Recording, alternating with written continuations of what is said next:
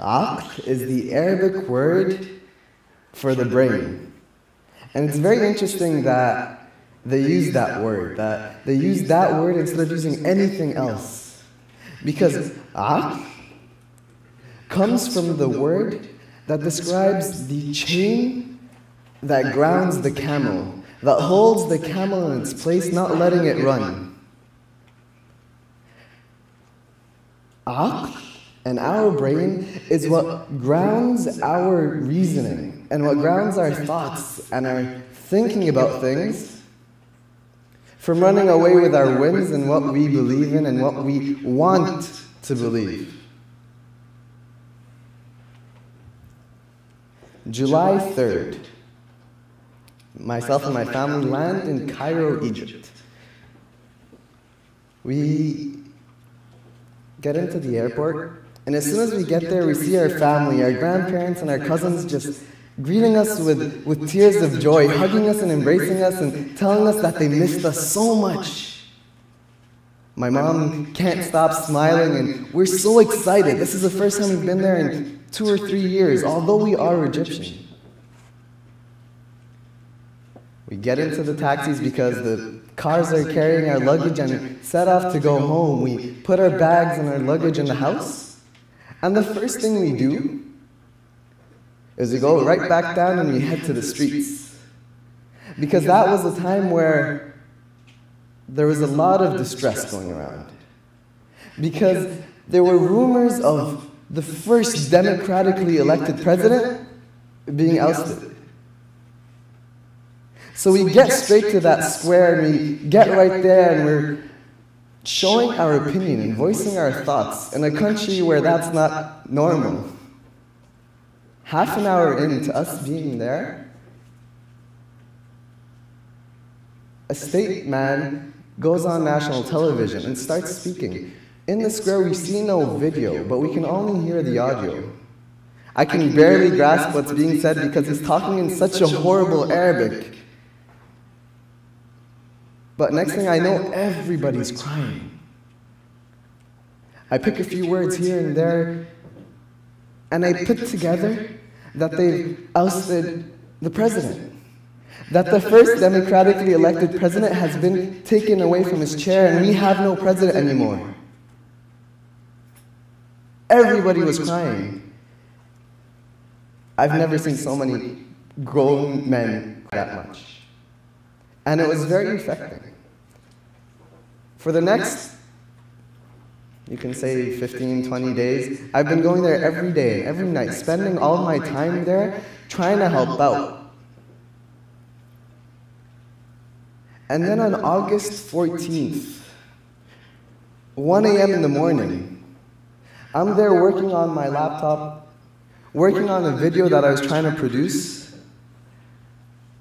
And my mom gives me a call. She's like, Seif, you have to come back right now. I don't feel comfortable. I miss you. I want you to come home. You can't sleep over there tonight. So I'm like, all right, Mama. You know, sure. I head off back home, and I hit the bed. 9 a.m., I hear screams. People are crying and yelling. Mama, what happened? They're emptying the square safe. They're killing everybody. They're bulldozing it. They're burning it down. My grandfather was in that square that day. The number of casualties that they surpassed thousands very easily, and so much bloodshed, so much was going around. But you know what? Everybody decided that they're going to stick to what they're doing and that they're going to keep going. So for the next 3 days, we're protesting in the streets saying that we will not stand for what happened. You cannot kill people like that and assume that we're just going to be quiet. You cannot tell us that this is right when we can clearly see that this is wrong. So August 17th comes. And this is the first Friday after they clear the square, and Friday is a very honorable day. So everybody decides that this day is the day that we will all go down to the streets. So we pray our Friday prayer, and then we start marching to the rendezvous point. By the time we get there, it's around sunset.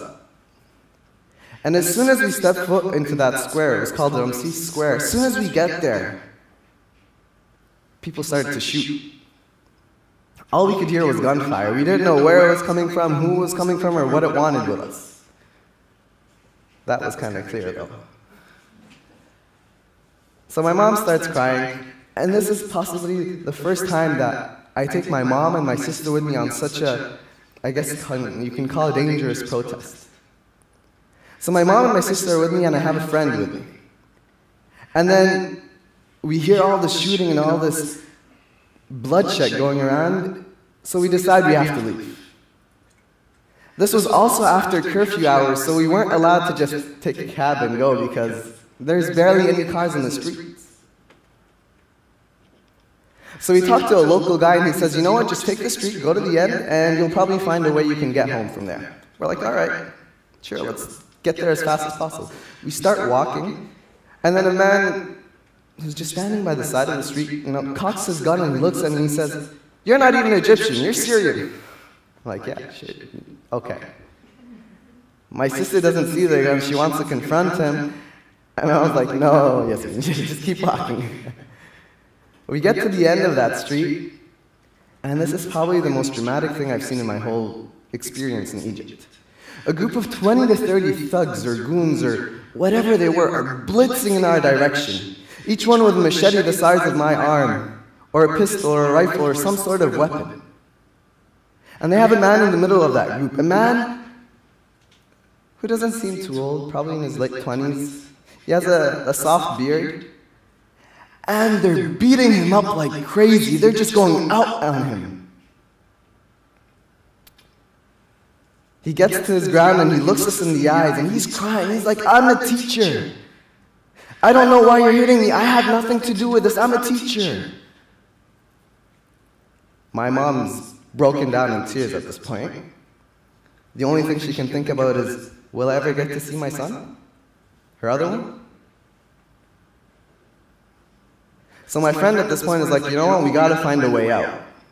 He's from the area and he knows how to interact with the people. So he stops one of the guys that were beating up that man. He stops him and he tells him, you know what? I have my mom and my sister with me. We need to go. Can you find us a way? Tell us how we can get out of here. Keep in mind, this is the guy that was beating up a man. So he says, you know what, just give me a second. He runs off and he comes back a minute later and he's like, come on guys, I found you guys a car. The number of thoughts that were going around in my head. I found you guys a car, come on. So we go with him. It looks what seems to be a regular taxi. And he says, get in, get in, get in. We all get in. And then he looks at the driver, this man, again, who was beating up another guy. Looks at the driver and he says, that is my aunt and her kids. Those are my cousins. They're my family. We've never met this man before. Like, those are my family. Make sure they get home. They were with us and they were just having dinner. And now they got stuck in this mess. And he says, and he takes that man's number and he says, I'm going to call you and make sure that they do get home, because if they don't, I'm going to make sure you don't get home. And I'm thinking, I don't even know you, bro. The car backs up and he says, hey, send my piece to Grandpa. All right, you know, sure. And then as soon as that happens, I'm caught between my laughter, my surprise, my distress. Because we don't know who this driver is. For all I know, he could be somebody who doesn't believe in my political opinion, driving me right to the police station. Driving me right to a military camp. You can drive me right to goons and get us mugged. So we're not talking. We don't want to say anything. We don't want to hint anything. We just want to get home safe. Now this is the shocking part. The driver stops for a second, turns around, and he says, you know what? I got to tell you guys the truth. My sister breaks down. And then he continues and he says, you know what? I'm not a driver. My mom breaks down. He says, this isn't even my car. My brother breaks down. And he says, you know what? I have a PhD in law. This is my uncle's car, and I'm using it to transport the medicine and the injured from the square. I break down. It really struck me that in a point or in a moment where I saw absolutely no optimism, where I saw no goodness in anybody, where I thought that we were just pawns in this doomsday game of chess between like Hades and the devil. There is some sort of goodness in life. And there are these people. What really struck out to me is that man that got us the cab. Who was he? He was beating up another man because he had a beard. Yet he helped us. Although I could probably be more Islamic than that man. And although my mom wears the headscarf, and although I'm pretty sure I was against him politically, he stopped what he was doing. He stopped beating up that man, and he helped us. Not only did he help us, but he put himself on the line for us. That really struck me, because it made me think as to why did he do that? What's the thinking that was going on in his mind when he thought, you know what, no, I shouldn't be beating up this man, I should help others? Or did he go back to beating up that man again? The sad truth is that this story happens to thousands of people across the globe. Thousands in Egypt, hundreds of thousands across the globe. Stories similar to this that can leave the person just jaw-dropped, that just leave you flabbergasted. But the sad part is that these people who go through these stories are just going to go about their regular day. They're not going to care about what happened, and they're not going to do anything about it. I've talked to several people myself in Egypt who say, you know what, yeah, I got mugged a couple of days ago. Yeah, you know what, the military, made me lie down on the ground and they stepped on my back. A few of my friends got put in prison for no reason. And when they came back, they didn't do nothing about it. They just kept on going on their day. We as a society and we as a people are never going to get anywhere, are never going to learn anything if we just take things as they are. If we do not think about what happened to us and about these stories that affect our lives, to learn from what we go through, to seek knowledge from what happens to us. There's an the Arabic poet, he says a beautiful verse. He says, يَا لَهُ مِنْ بَبَّغَاءٍ عَقْلُهُ فِي أُذُنَيْهِ. He says, oh my, how much of a parrot he is like. His brain is in his ears. Just look at how profound that is. His brain is in his ears. Everything that he hears, he believes and he thinks. He has no process of thinking for himself. And that is what is happening to many, many people. That's why we fall in mistakes and we don't learn from that. That's why we do not better ourselves from what we see and what we feel and what we believe and what we go through. It is of crucial importance to be very critical of everything we see and we hear.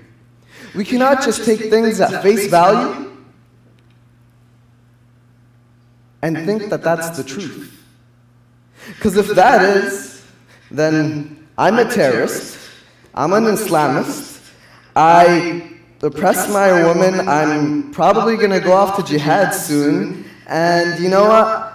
I'm all these things where if I actually tell you my thoughts and my intentions, you'll say, no, you're the sweetest, softest person ever. My mom, when she wants to explain that, you know what, in Islam we're not terrorists, she looks at me and she points at me and she says, does he look like a terrorist? Thanks, Mom. So we have to be very crucial in receiving knowledge and then thinking about it. Now I want to speak about the importance of critical thinking, but we'll put that aside right now. Think about the importance of just thinking merely, because that's something we've lost. Where we have to not just take things as they are. Of course, it's very important to think about everything that we get, but another thing that comes hand in hand with that is also seeking knowledge, to get knowledge and to think about that knowledge in order to better yourself. Sitting in university, I see students all across the hall just depressing me. Because each one of them, or many of them, are on their phones or on Facebook, on Twitter. It really disgusted me when I saw a student put his feet up on the table in front of his teacher. Is that how little you think of knowledge? One of the most known Arab scholars was once leaving his house to go pray, I think. And then as he was going, he was eating, so he needed to hurry it up quickly, so he dropped a drop of oil on his clothes. A drop of oil. He didn't have time to clean it or to wash it, so he took a pen and ink, and he covered over that oil. And he left, and when he came back, his wife had saw him earlier, so she asked him, "Why did you do that? Why didn't you just go with the oil?" He said, "It is more noble and honorable for me to be seen with a drop of ink as opposed to a drop of oil, because people may think that I was seeking knowledge."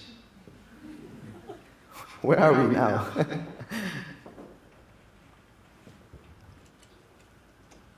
In order to better ourselves, and then to better our societies, we must try our best to gain as much knowledge as we can.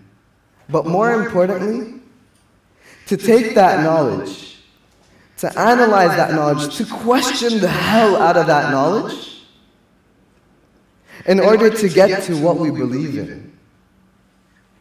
We cannot just follow and ask nothing. We cannot just do what people tell us to do, because those are like the men that were shooting when we first got into the square. Those are the ones that kill people off just because they're told, shoot. Thank you very much.